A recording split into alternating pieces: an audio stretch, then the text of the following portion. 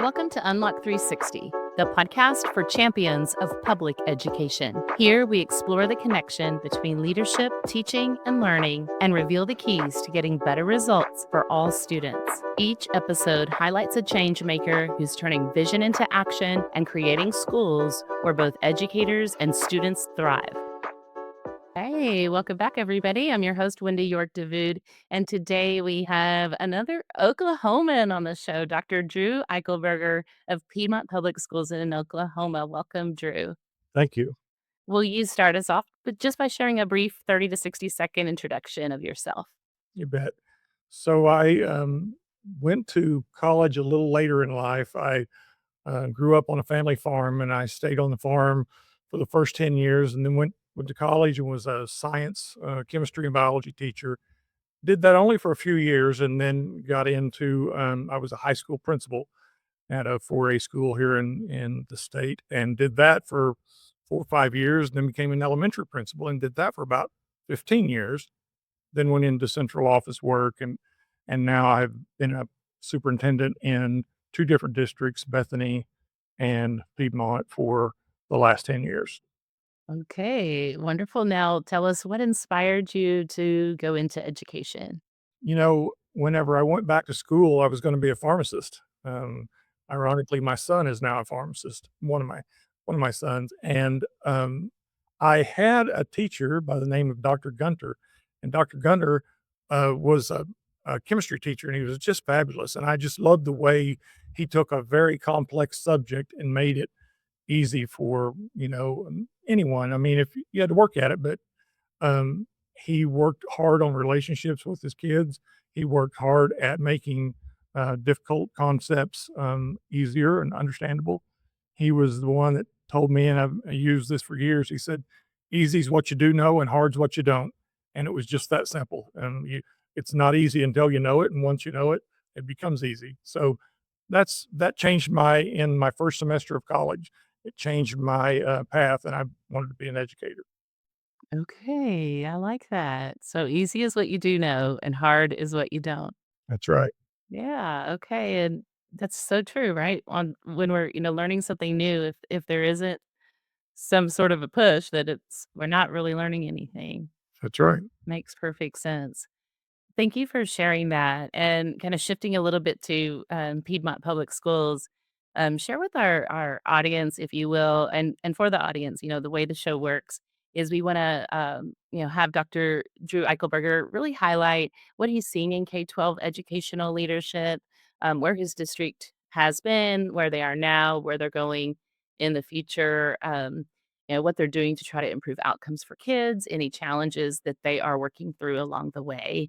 And so with that, Dr. Drew Eichelberger, will you please share um, a little bit about Piedmont? Where you've been, where you're going, where you are now, and where you're headed. Yeah.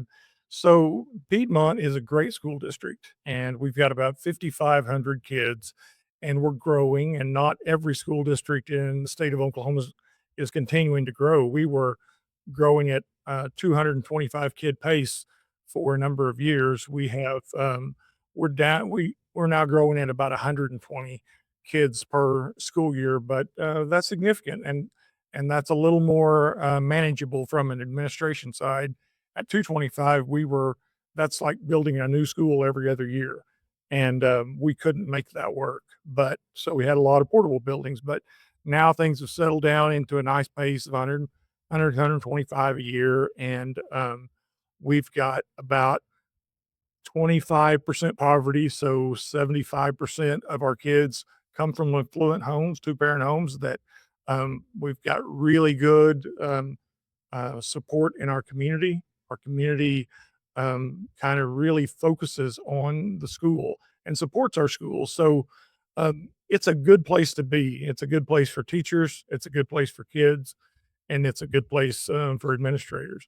What we try to do is we want a customer focused, we want a relationship focused education for our kids. We want kids to know that we care about them, and that and the things that they learn won't always be easy, but we'll always be here to help you learn. And you have to provide the grit, so to speak. Angela Duckworth would talk about being needing to be gritty, and our kids, we want to teach grit, we want to teach empathy, we want to teach our kids and our employees to be good people. We think that's, you know, as important as anything we teach is how to just be gritty and good and gritty and empathetic. And so we work on that. We think test scores are important, and we don't back off of the fact that we want to continue to improve our test scores. We've done that every year since I've been here. That's not just me. That's I put a focus on it, but I have a lot of good people, both administrators and teachers, that work really hard to teach kids the Oklahoma standards that they need to know so that they can do well on performance academic based tests. Yeah, okay. And I like that, that grit and empathy, and it's reminding me of conversation I've had with, a colleague in the field who, he talks about how for so long we've called those soft skills, and there's really nothing soft about them. They're challenging, and they are really, really important. You know, those what's what were called soft skills, what we just think are skills. We just believe that we have to teach everything to our kids. Our kids are, like a blank slate, and those skills, those soft skills, those empathetic skills, and the skills about being gritty on the hard things that you come into. That's what's going to be the difference between getting and keeping a job at whatever vocation you decide to be. Sure. And you have to have that, and that's what, as an employer, that's what I want. I want people that will work hard. You can get through a lot of stuff with just hard work and grit. You sure can, yeah. And I'm also thinking about, you know, in terms of you started your career in a different district and, were served as a superintendent in a different district now, and coming to Piedmont. I'm curious, what were some of the similarities and differences you saw in how the how the districts went about serving kids and families? Yeah. So the my previous district was Bethany, and it is also a very good district. It's a much smaller district. We had about 1,400 kids at the time, Okay. so 100 certified staff. Where we've got 4 times that here. We've got close to 600 employees and over 400 certified staff. So the opportunities are multiplied times four, and the challenges are multiplied times Okay. four. Yeah. So really the difference is the size of the district. The 2 districts line up pretty well as far as, economics, socioeconomics, and, the way that, kids, perform academically, so it's very similar. It's really about, having an opportunity to, help be a part of a bigger system with more kids and more adults. Yeah, and I'm guessing that you've learned quite a bit along the way in terms of, how to establish a vision and, build those relationships amongst staff and implement your vision. I'm just curious, what lessons have you learned along the way in your previous district that was quite a bit smaller, similar, but quite a bit smaller, and now in Piedmont in terms of establishing a vision and implementing that vision? You know, in Bethany, the board and I developed the mission, vision, and core values. We didn't call them core values there, we do here.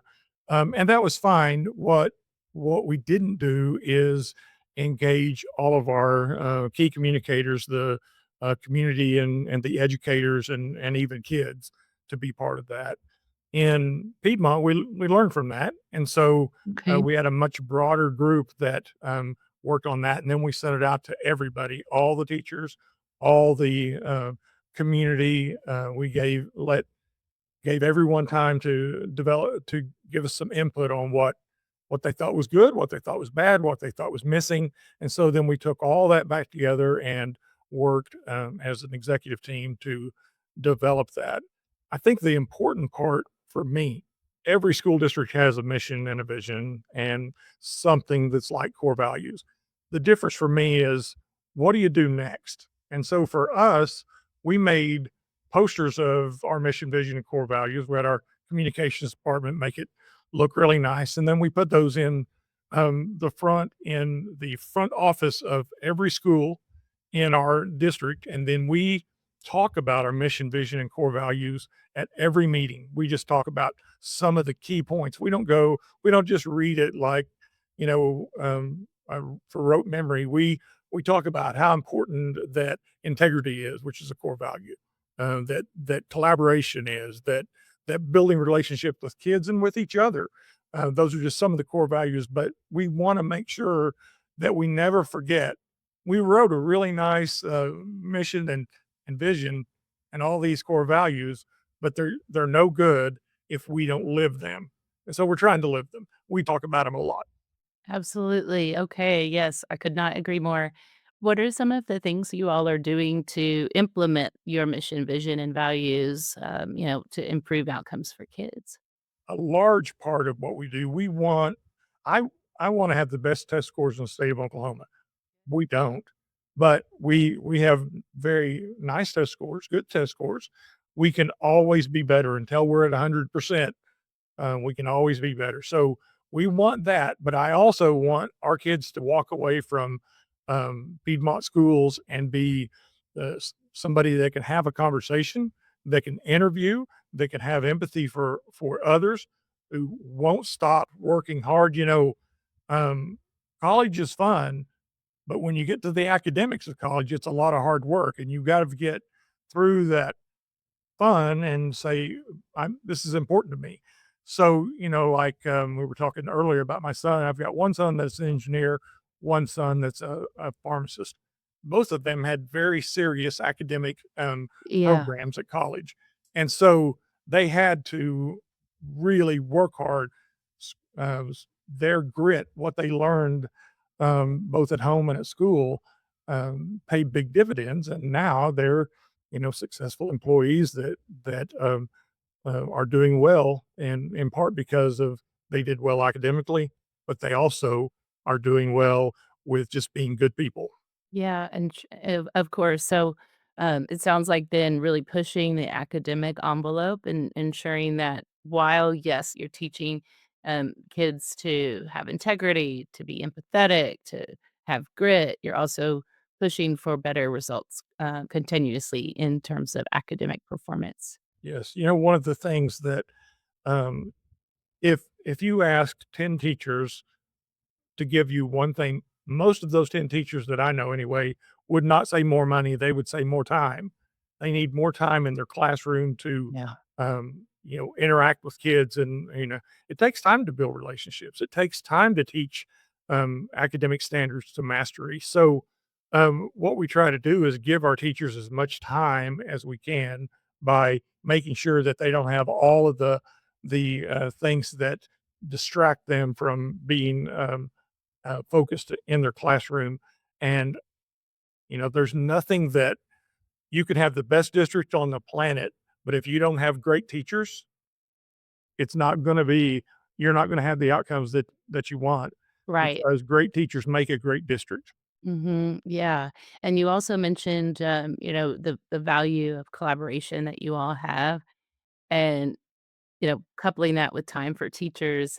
Are there structures or systems in place for teachers to work together and collaborate in order to get better results for kids?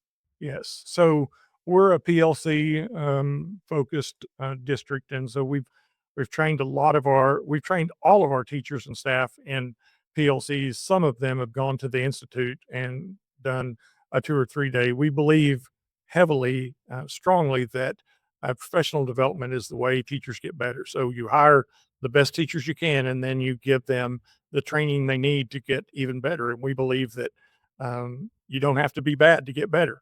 You don't have to be that. We're not sending you to professional development because we think you're not a good teacher. We think you're a good teacher who can be even better with this training. And so we invest in our teachers by doing those things. And so we our teachers meet once a week in PLCs during one of their planning periods, and then we try to do everything that we I try to model that from my level. I don't just make decisions on my own. I always try to take that back to my team and then have them take it to their teams. I believe strongly that the people closest to a problem are best equipped to solve a problem.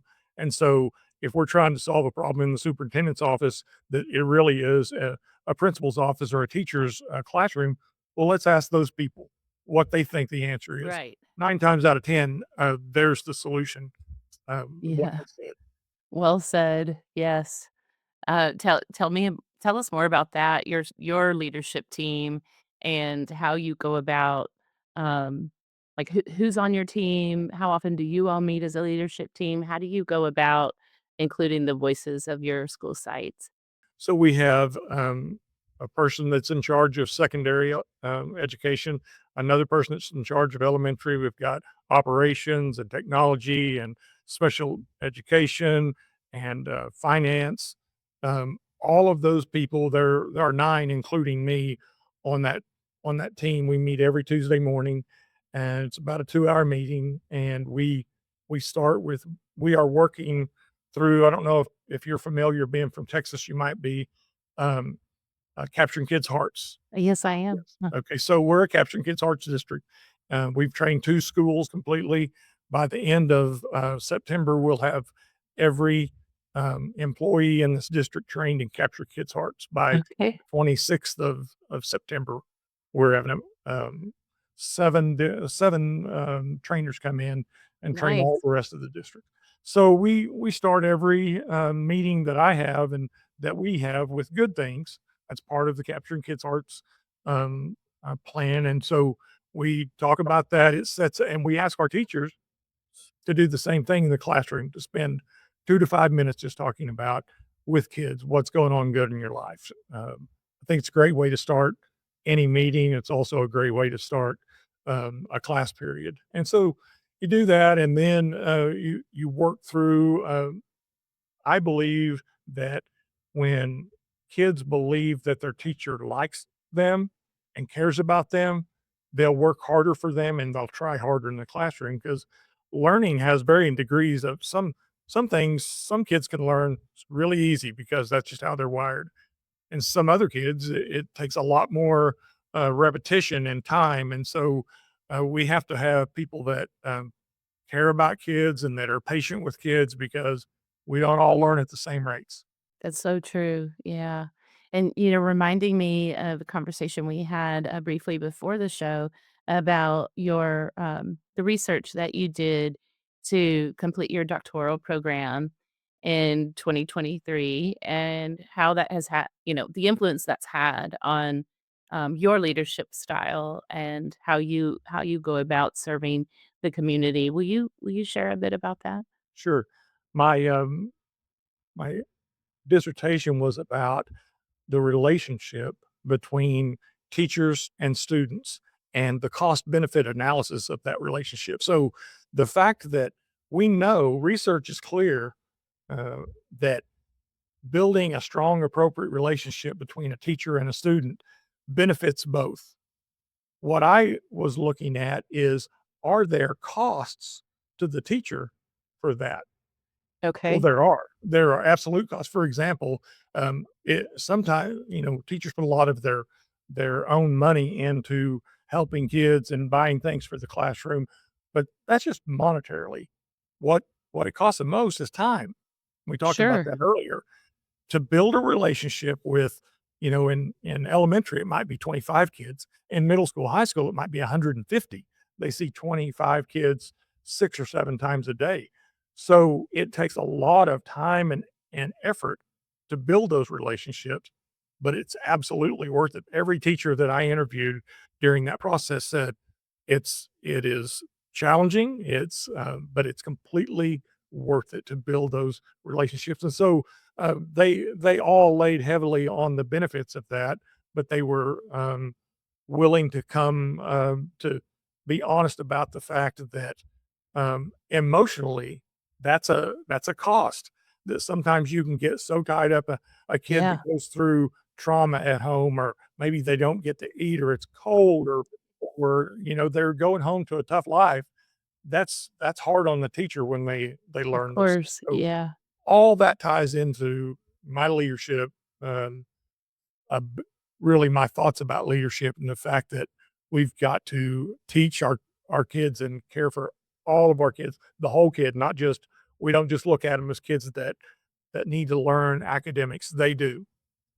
But Sure. really, it's not about what algebra I learned this year.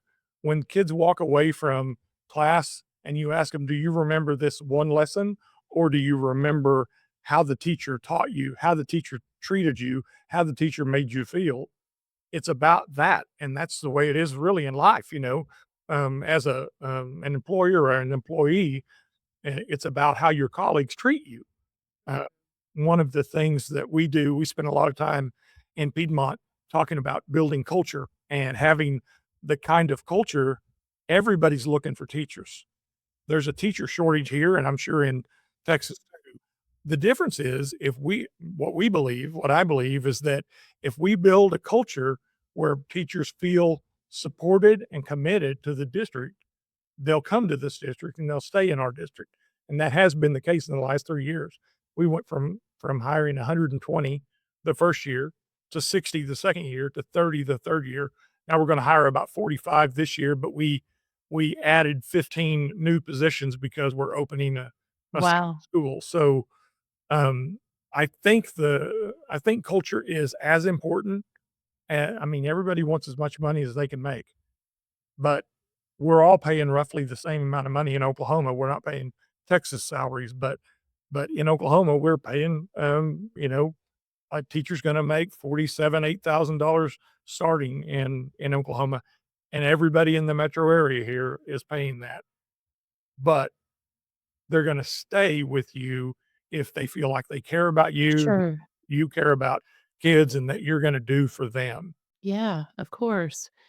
And I'm imagining that it could be challenging to maintain that culture and those collaborative, relationships and teams as you're growing so rapidly, which is exciting, by the way, very exciting because, yeah, most districts are not experiencing that. Far more are experiencing, the declining enrollment and, you know, downsizing. And so how exciting it is to be opening new schools and, just growing in this time. And is that do you find have you all found that to be kinda challenging to keep up with the collaborative structures and the culture as you're growing?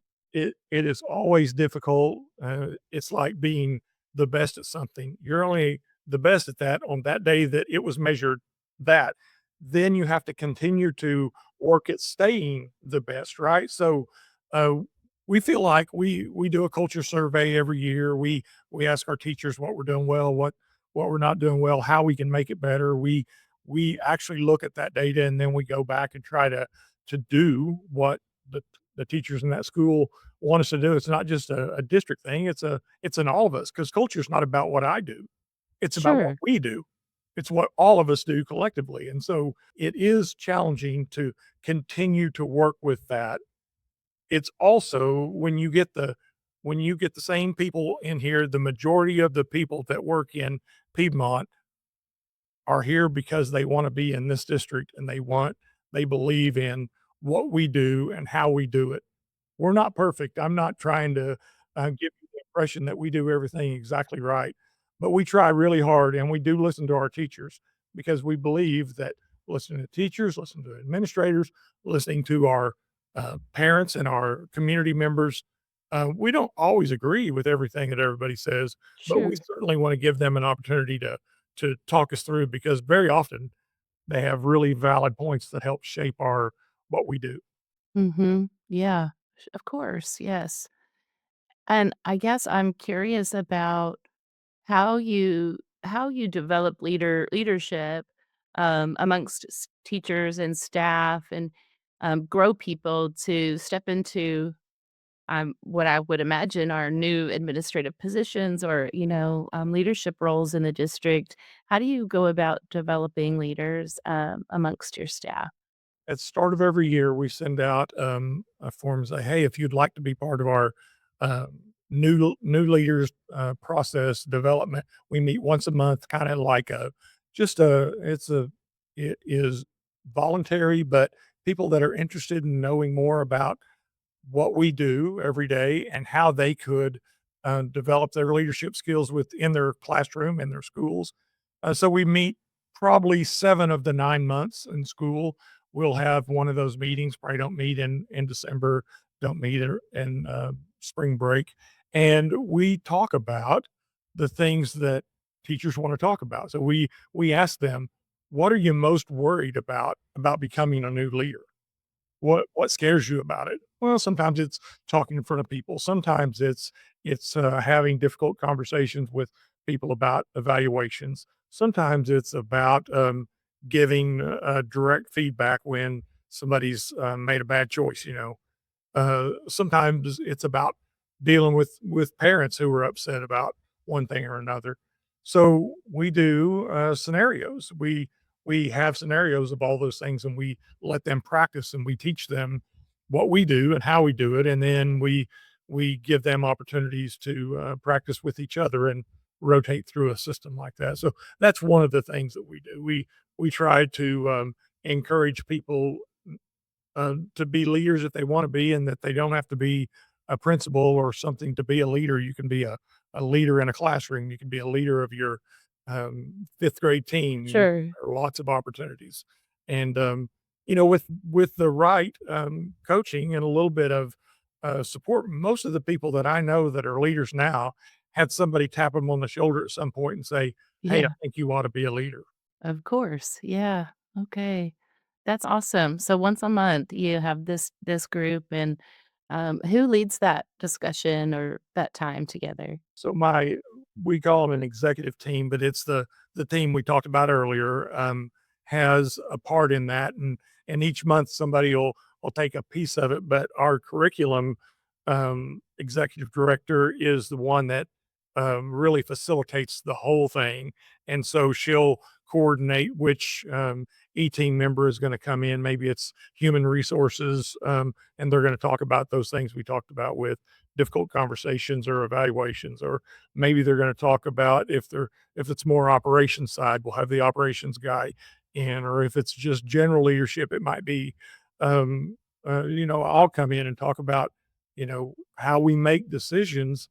Very often it looks like we just make decisions. Yeah. Reality is there's a lot of layers that go into coming up with a decision.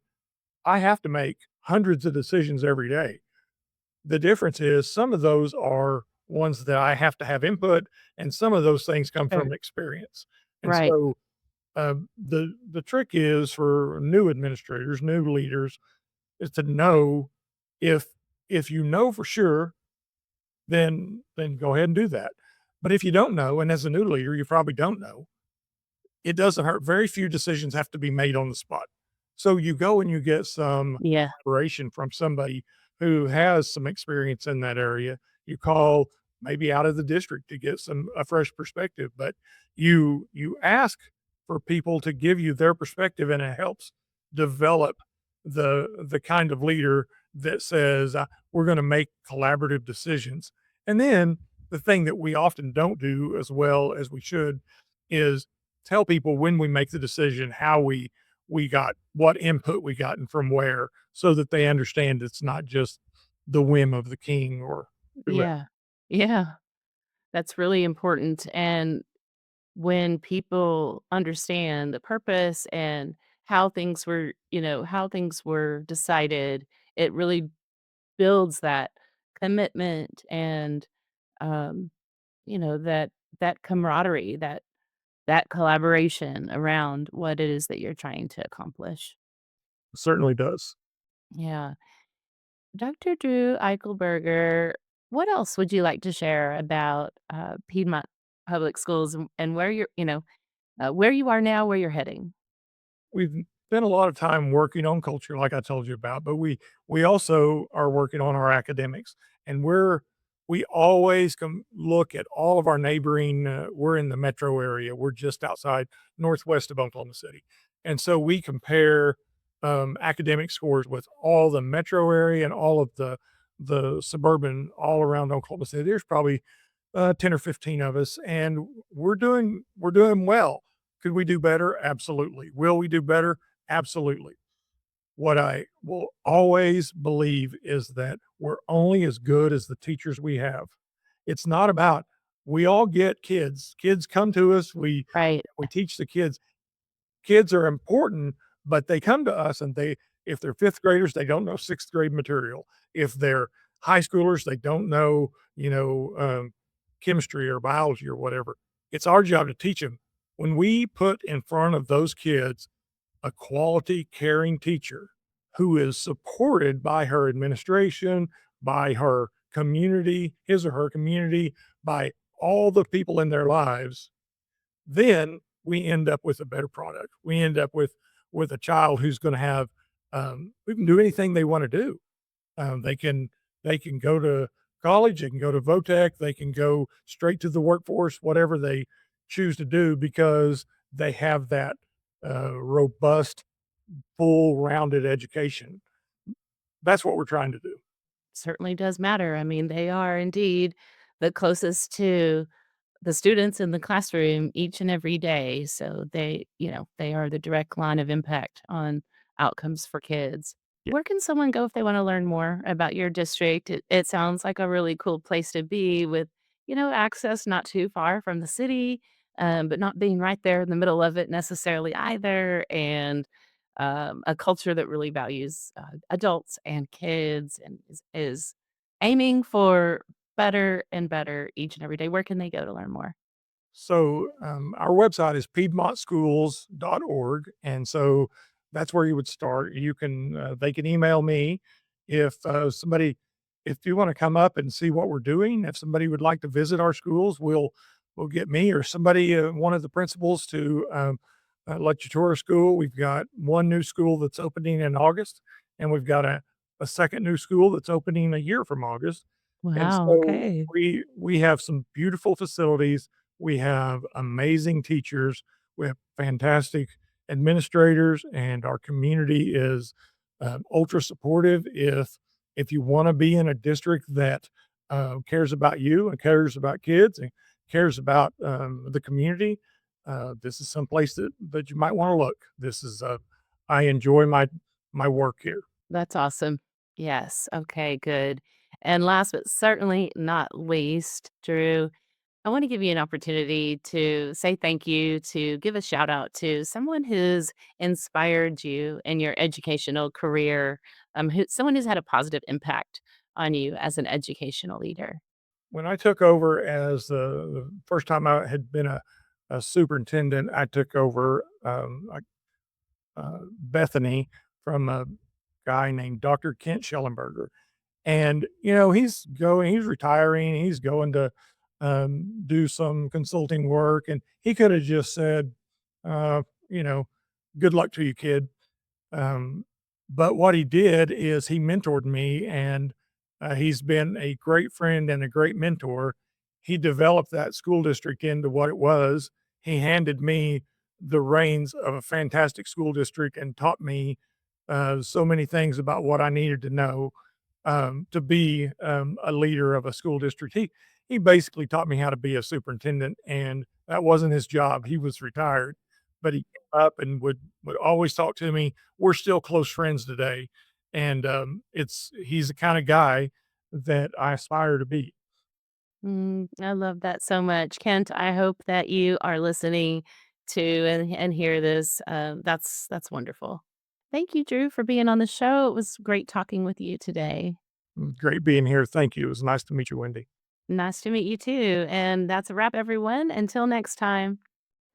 Thank you for joining us on Unlock 360. If this conversation sparked new thinking, share it with a colleague and keep the dialogue going in your school district. Public education is complex work, and progress happens when leadership and teaching move together. I'm Wendy York Davoud.